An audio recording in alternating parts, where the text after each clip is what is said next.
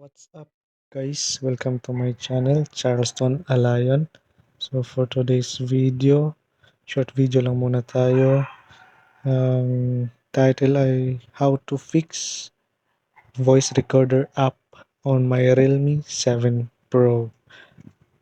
So guys, kung bago ka pa lang sa aking channel, please hit like and subscribe.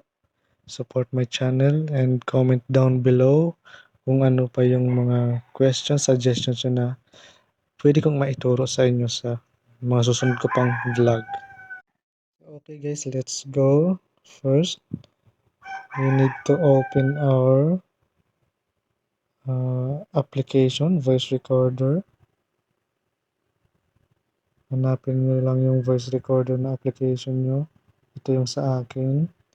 Ayan, yan yung lumalabas. Turn on the storage permission. So, click lang natin yung settings. And then, hanapin yung permissions.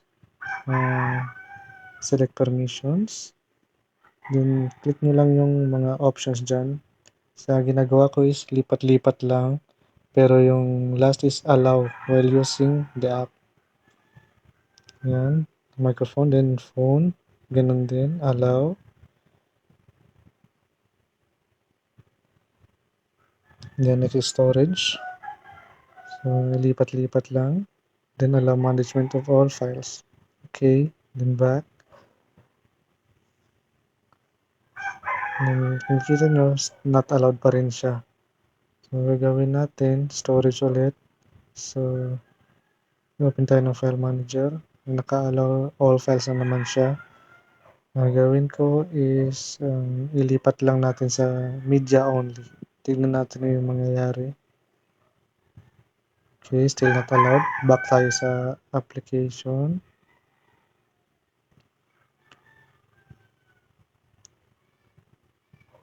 Still all files access. So, settings ulit. Settings.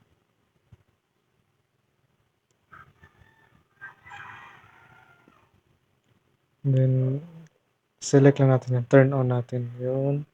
Yan. Tapos yan. Yan guys, okay na siya. So, pwede natin magamit yung recorder application natin. Thank you. Thank you, and that's it for this today's vlog. So I hope may natutunan kayo. And once again guys, don't forget to hit like and subscribe on my channel. Please support me guys and for my upcoming videos. Thank you.